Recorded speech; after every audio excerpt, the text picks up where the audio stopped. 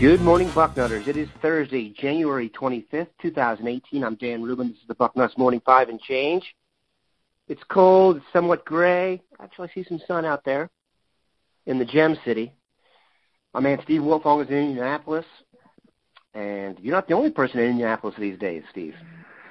Good morning. Urban Meyer making the rounds in Indianapolis. Going to hit a few high schools, shake some hands. I think the biggest target for Ohio State and Indianapolis right now is a 2019 running back by the name of Samson James out of Avon High School.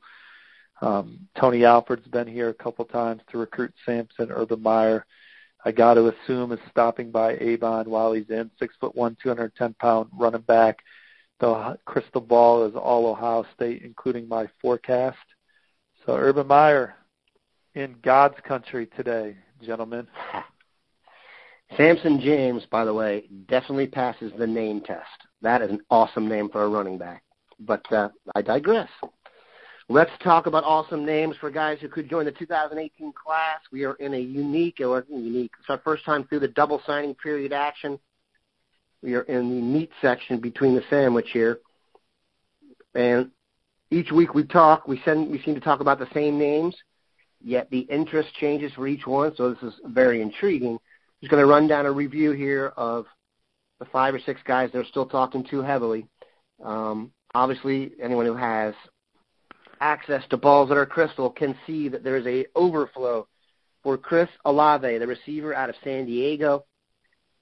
93 catches, a San Diego public school record, 1,764 yards and 26 touchdowns for the 6'1", albeit 170-pound and a little bit skinny receiver.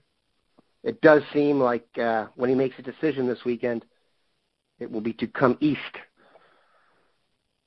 Sub-11 speed in the 100-meter dash, over a 23-foot long jumper. Chris Olave's recruitment skyrocketed this fall, and who was the program to get it rolling?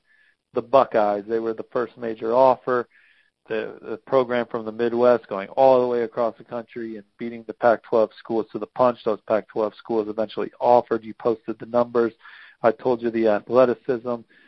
Just a credit to Ohio State's recruiting department and just their staff to, first of all, not give a damn that no one else offered the kids. That's sometimes schools don't offer because they're wondering what we're missing. Ohio State, they trusted it and offered. And then Zach Smith then had to go recruit his ass off because those other schools did ultimately offer, and it's an easier decision to stay out west. So even though Ohio State got the snowball rolling down the hill, it didn't mean it made the recruiting. I'm sure that helped them, obviously, but the young man could make an easier decision and stay closer to home instead of going to Ohio State. But Zach Smith made him feel comfortable with the idea of Ohio State and Ohio State in general offering him before the others. It looks like they're going to be rewarded for it. A top 247 receiver that has a lot of physical development still in him. You got to figure with Ohio State's strength and conditioning program, and he's, as you mentioned, untapped physically, he could get a lot faster in Columbus, and then you see the ball skills on tape. He's a touchdown waiting to happen, and he's got some explosiveness to him. So we talked last week, and you were skeptical on the Bucknuts Morning 5, and I wasn't outright predicting them to Ohio State at the time, but you just don't rule Ohio State out. And here we are a week later, and the crystal ball is a heavy trend. Yep, Ryan Day visited Olave last week, went to one of his basketball games, and on Monday, Day was back in California with Zach Smith. They spent much of the day recruiting Olave. Bill Kurlick has flipped the crystal ball. Important to note also, San Diego, very, very good high school football. He is coming from its quality. The quarterback of his high school team is going to Utah. The tailback or running back is going to Navy. This is a guy who's played good football, big California football. So he may need a year in the weight program, but this is a score for the Buckeyes. Very impressive. Moving on. The guy I was most excited about of the second wave of, or at least the new names that came up after the first signing day, Javontae Jean-Baptiste, the kind of project defensive end, let's say, from Bergen Catholic in Ordell, New Jersey.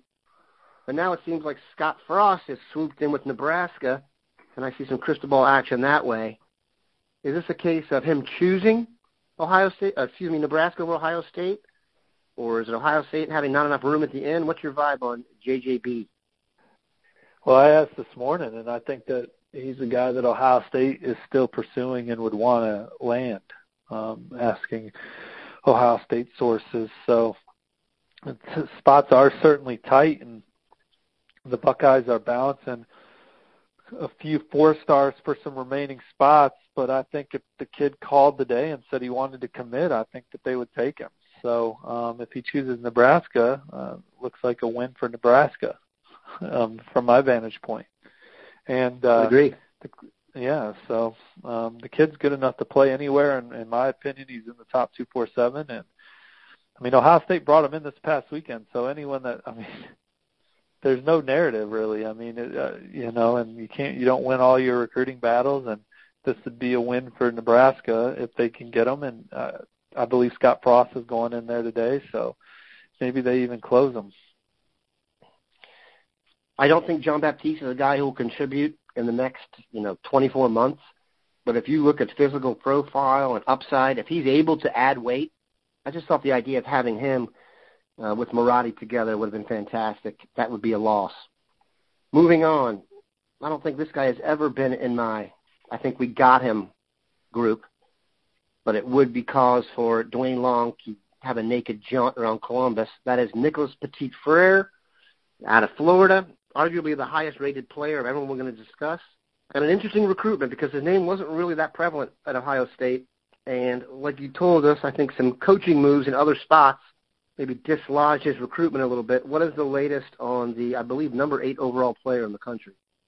Ohio State's always been in it for Petit-Frere. They were one of the first. They had the Greg Schiano knows that school as well as anyone. So Ohio State always thought they would get an official. They're going to get them back to campus February 2nd. So they're in it. They've always been in it. Is it the fit he's looking for? High academic kid. The kid's a 5-star pretty much in every area of his life. So, but they've kept everything close to the vest. So everything's kind of been an educated guess. My crystal ball's on Notre Dame.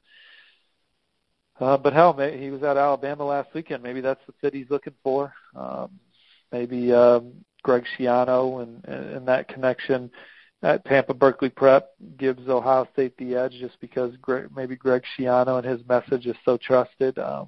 He went to Michigan, so Michigan held the bowl practice at his high school. And then Florida, it's just him and his mom, maybe the idea of playing closer to home. Florida's a school that's hard to get into if you live in the state of Florida. So maybe Florida checks all the boxes. He's visiting Florida this weekend. So I don't know. I mean, that's one that there hasn't been a lot of leaking information out of the Petit-Frere camp. It's quite admirable. He's the type of kid we talked about on the show last week. When he's doing an interview, he's not volunteering anything.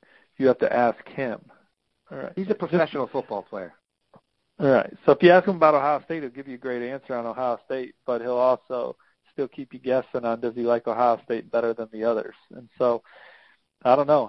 I'll just say that I think Ohio State's in it, and, we'll see. Is he planning to do the hat dance? I mean, I'm not sure what his strategy is for announcing. Maybe he'll do the hat dance, but I think I don't think his mind's made up, or he'd be, I think he wants to see everything and digest everything. So those last couple of days will be interesting. He'll take that Ohio State visit and then have to sit down with his mom and his coach and then figure it out from there. That's a biggie, man. God, that's a biggie. Speaking of biggies, Rasheed Walker, haven't heard much to change my mind to think of what I've heard from you guys that he looks good for the Buckeyes. Can you update us on the big tackle prospect from Waldorf, Maryland? My crystal ball's on Ohio State, but I still, I'm not sleeping on Penn State there. They've done a terrific job recruiting them.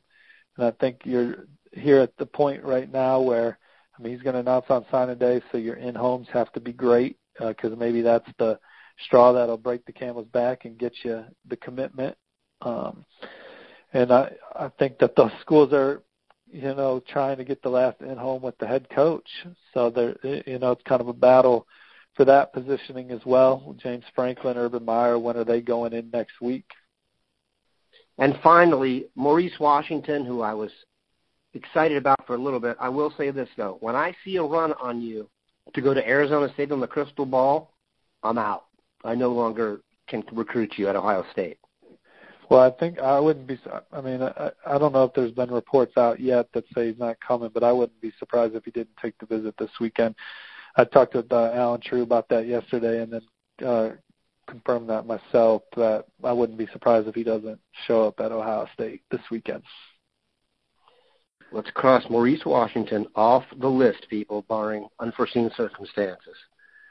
We appreciate Steve for stopping by. It sounds like Ohio State's going to grow as a recruiting class this weekend. Make sure you have it locked in, Bucknuts. You never know who else could join the party. Thanks, Daniel. See you guys.